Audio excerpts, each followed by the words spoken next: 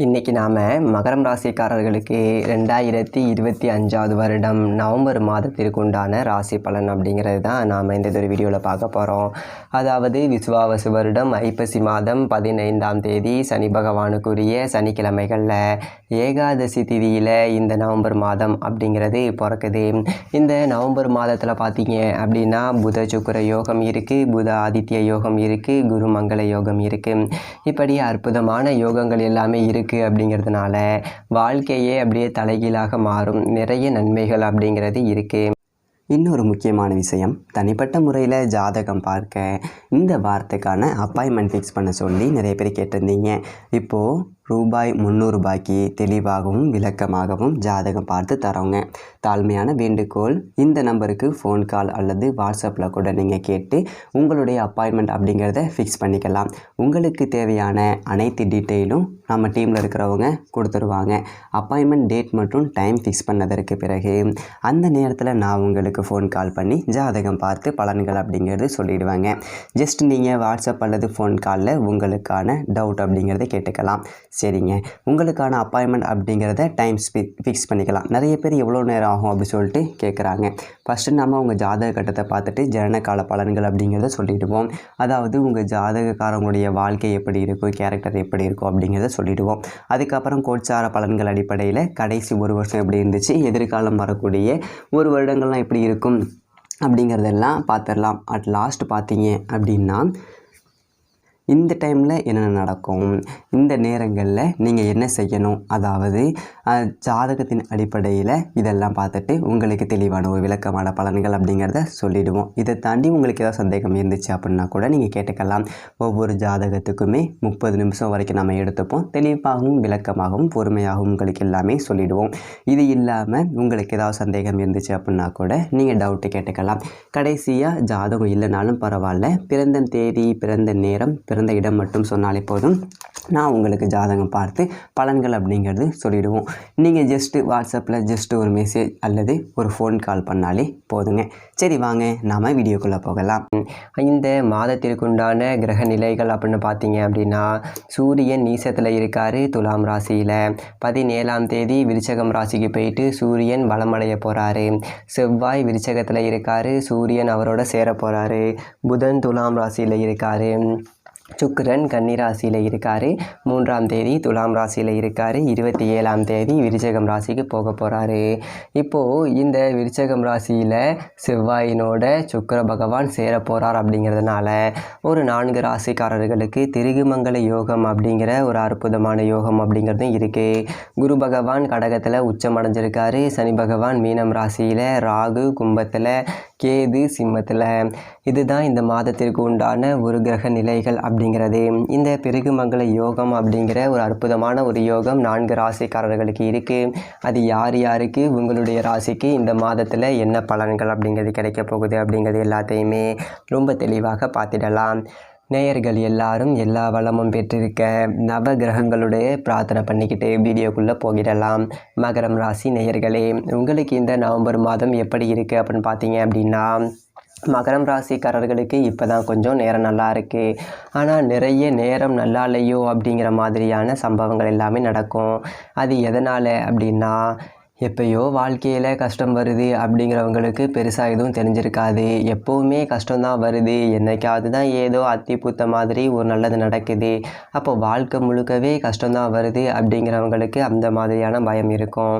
மகரம் ராசிக்காரர்கள் இது வரைக்கும் வாழ்ந்த வாழ்க்கை அப்படிங்கிறது அப்படி தான். ஒரு மாதத்தில் 30 நாள் அப்படின்னு எடுத்துக்கிட்டோம் அப்படின்னா, மிஞ்சி போனோம் அப்படின்னா ஒரு 3 நாள் கூட நாங்கள் மனசில் சந்தோஷத்தோடு நிம்மதியாக இல்லை. மீதி 27 நாள் ஏதாவது பிரச்சனை, ஏதாவது ஒரு பஞ்சாயத்து நல்லா இருக்கிற மாதிரி தெரியுது. திடீர்னு அடியோட காலை வாரி விட்டுறது, ஜானியர்னா முளை சறுக்குது, என்னத்தை சொல்கிறது. ஏதோ ஒரு நல்லது நடந்தாலே பயமாக இருக்குது. ஆகா, நமக்கு நல்லது நடக்காதே, திடீர்னு நல்லது நடக்குதே, கடவுள் எங்கேயாவது பெருசாக வேறு ஏதாவது ஆப்பு வச்சுருக்கானா அப்படின்னு சொல்லிட்டு ஒரு 2-3 நல்லது நடந்தால் அது பார்த்து கூட பயப்படக்கூடிய ஒரு மனநிலைமையில் தான் மகரம் ராசிக்காரர்கள் இருக்கீங்க. ஏன்னா அவ்வளவு கஷ்டம் அப்படிங்கிறத பட்டாச்சு. நல்லது நடந்தாலே பின்னாடியே ஒரு கெடுதல். கொஞ்சம் நேரம் சிரித்தா கடவுளுக்கு பிடிக்க மாட்டேங்குது. ஒரு 1/4 மணி நேரம் சிரித்து சந்தோஷமாக இருந்துட்டோம் அப்படின்னா அடுத்த 1/4 மணி நேரம் தீரத்துக்குள்ளே ஏதாவது ஒரு செய்தியை கொண்டாந்து போட்டு தலையில் இடி இறக்கி விட்டுறாங்க. அப்படி தான் இருந்தது இல்லைங்களா? இனிமே இந்த ஒரு மாதத்தை பொறுத்த வரைக்கும் அப்படி இருக்காது. என்ன காரணம் அப்படின்னு பார்த்தீங்க அப்படின்னா, பெரும்பாலான கிரகங்கள் இந்த ஒரு மாதம் முழுக்க உங்களுக்கு அற்புதமான இடம். ஏன்னா 10, 11 இந்த 2 வீட்டில் தான் கிரகங்களோட சேர்க்கை அப்படிங்கிறது அதிகமாக இருக்குது. அதோட முக்கியமான விஷயம், உங்களுக்கு சனி பகவான் வந்துட்டு இப்போ பக்கத்தில் இருந்தாலும் கூட நல்ல இடத்துல தான் இருக்கார். ராசிக்கு 3வது வீட்டில் இருக்கார். ராகு ராசிக்கு 2வது வீட்டில் இருக்கார். அப்போது ஒரு விதமான ஒரு பணம் வரக்கூடிய ஒரு வாய்ப்பு அப்படிங்கிறத ராகு உருவாக்கி கொடுக்குறாரு. பெருசாக பணம் வரும். பணம் வந்துச்சு, ஆனால் இருந்த சேமிப்புகளாக காலி ஆகிடுச்சு, ஒன்றுமே இல்லை, மறுபடியும் ஜீரோவில் உட்காந்துருக்கேன் அப்படிங்கிறவங்களுக்கு அதை சரி பண்ணக்கூடிய அளவுக்கு ஒரு பெருந்தொகை அப்படிங்கிறது வரும். குறிப்பாக பார்த்தீங்க அப்படின்னா, இடம் வாங்குறீங்க இல்லை ரியல் எஸ்டேட் கமிஷன் தரகு மூலமாக பெரிய அளவில் காசு பணம் அப்படிங்கிறது வரக்கூடிய வாய்ப்பு இருக்குது. அதனால் இது சார்ந்த தொழில் செய்யணும், வியாபாரம் பண்ணணும் அப்படிங்கிறவங்கள கடகடன் வேகமாக முடிவெடுங்க. கண்டிப்பாக நல்லது அப்படிங்கிறது இந்த ஒரு காலகட்டத்தை பொறுத்த வரைக்கும் உங்களுக்கு நடக்கும். முக்கியமான விஷயம் என்ன அப்படின்னு பார்த்தீங்க அப்படின்னா, இந்த மாத தொடக்கத்திலேயே குரு பகவான் அதிசாரமாக பயிற்சியாகி கடகராசியில் உச்சமடைஞ்சிட்டாரு. இது வரைக்கும் பார்த்தீங்க அப்படின்னா 6ல் குரு, ஊரில் பகை. அப்போது தேவையில்லாத சச்சரவுகள், நிறைய தண்ட செலவுகள், ஒரு 10 ரூபா பையில் இருந்தது அப்படி சொல்லிட்டு ஆட்டம் போட்டோம், இப்போ 10 ரூபா இல்லைன்னு நமக்கு தெரியலை. இப்படி இருந்த நிலைமை மாறும். ஏதாவது ஒரு தொகை கைக்கு வரக்கூடிய ஒரு வாய்ப்பு அப்படிங்கிறது கிடைக்கும். அப்போது சப்தம ஸ்தானத்தில் குரு உச்சமடைஞ்சிருக்காரு. ராசிக்கு 7வது வீட்டில் உச்சமடைஞ்சிருக்கார். அப்படிங்கும்போது இந்த 7ஆம் இடத்திற்கு உண்டான ஆதிபந்தம் அதிசாரமாக போனாலும் கிடைக்கும். கூட்டு தொழில் ரொம்ப நல்லாயிருக்கும். நீங்கள் என்ன துறையில் இருந்தாலும் சரி, ஒரு உச்சபட்ச பதவியை அடையக்கூடிய ஒரு வாய்ப்பு அப்படிங்கிறது கிடைக்கும். உங்களுடைய துறையில் உங்கள் பேரை சொன்னால் ஒரு 10 பேருக்கு தெரியும் அப்படிங்கிற அளவுக்கு புகழடையக்கூடிய ஒரு சந்தர்ப்பம் அப்படிங்கிறது கிடைக்கும். இந்த ஒரு காலகட்டத்தில் நண்பர்கள் நல்ல விதத்தில் நடந்துப்பாங்க. அதே மாதிரி கடந்த காலகட்டங்களில் பார்த்தீங்க அப்படின்னா, சர்ப்பங்கள், பாம்புகளுடைய அச்சுறுத்தம், கனவுல பாம்பு வர்றது, அடிக்கடி கண் நேரில் தென்படுறது, இதுக்கு முன்னாடி அப்படி பார்த்ததில்லை, என்ன இப்படி இருக்கே அப்படின்னு சொல்லிட்டு இருந்திருக்கும். அது எல்லாமே இதுக்கு மேலே சரியாகிடும். கவலைப்பட தேவை அப்படிங்கிறது கிடையாது. அதோட இந்த குரு 6ஆம் இடத்துல இருந்தப்போ தேவையில்லாத பிரச்சனைகள்லாம் நமக்கு வந்திருக்கும். எங்கேயோ வெளியில் போகிற ஓராட வேட்டியில் விட்ட கதையாக நிறைய பிரச்சனை அப்படிங்கிறதெல்லாம் நடந்திருக்கும். இதுக்கு மேலே அது எதுவும் இருக்காது. நீங்கள் எதுவும் கவலைப்பட வேண்டியதில்லை. அதே மாதிரி இந்த மாதத்தில் குரு உச்சம் அடைஞ்சிட்டார் அப்படிங்கிறதாலேயே உங்களுக்கு துணிச்சல், தன்னம்பிக்கை எல்லாமே கூடும். அதே மாதிரி கட்சியில் இருக்க, அரசியலில் இருக்கிற அப்படிங்கிறவங்களுக்கு பெரிய பொறுப்புகள் கிடைக்கும். திறமைக்குரிய மதிப்பு மரியாதை, மட்டு மரியாதை இல்லையே அப்படிங்கிறவங்களுக்கு கூட ஒரு பொறுப்பு அப்படிங்கிறது கிடைக்கும். விருச்சகம் ராசியில் செவ்வாய் இருக்கார். 4க்கும் 11க்கும் அதிபதி, லாபாதிபதி, லாபஸ்தானத்திலேயே ஆட்சி பெற்று உட்கார்ந்துருக்கார். அப்படிங்கும்போது கிளை தொழில்கள் தொடங்கலாம். ஒரு கடை வச்சுருக்கேன் அப்படின்னா இன்னொரு பிரான்ச்சு கூட திறக்கலாம். ஒரு தொழில் செஞ்சிகிட்ருக்கேன் அப்படின்னா இன்னொரு தொழில் செய்யக்கூடிய ஒரு அமைப்பு, ஒரு கட்டிடம் கட்டி குடியேறக்கூடிய ஒரு அமைப்பு, கட்டிடம் கட்டி கைகூடலைய அமைப்பு அப்படிங்கிறவங்க கூட கைகூடும். எதையுமே துணிஞ்சு செய்ய முன் வருவீங்க.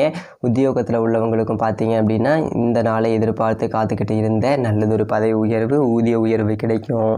அதே மாதிரி நாள்பட்ட நோயில் இருக்கக்கூடியவர்கள் அவங்க எல்லாமே இந்த ஒரு காலகட்டத்தில் இதிலேருந்து வெளியில் வந்துடலாம். அதோட முக்கியமான விஷயம், உங்களுடைய ராசிக்கு யோகம் செய்யக்கூடிய கிரகம் யாருன்னு பார்த்தீங்க அப்படின்னா சுக்கிர பகவான். ராசிக்கு 5க்கும் 10க்கும் அதிபதி. இந்த ஒரு மாதம் 3ஆம் தேதி சுக்கிர பகவான் 10வது வீட்டில் வந்துட்டு ஆட்சி பெற்று உட்கார்றாரு. புத ஆதித்ய யோகம், புத சுக்கிர யோகம் எல்லாமே கிடைக்கிது. 5க்கும் 10க்கும் அதிபதி 10ல் உட்கார்றார். அப்படிங்கும்போது தொழில் வளர்ச்சி நல்லாயிருக்கும். குடும்ப பிரச்சனைகள் அகலும். பிள்ளைகளோட எதிர்கால நலன் கருதி எடுத்த திட்டங்கள், சொத்து பத்துகளால் லாபங்கள், சகோதர வர்க்கத்தால் ஆதரவு, இப்படி சகல விதமான நன்மைகள் அப்படிங்கிறதும் கிடைக்கும். பொது வாழ்க்கையில் உள்ளவர்களுக்கு எதிர்பார்த்த பொறுப்புகள் கிடைக்கும். தொழில் வியாபாரம் நல்லா இருக்கும்.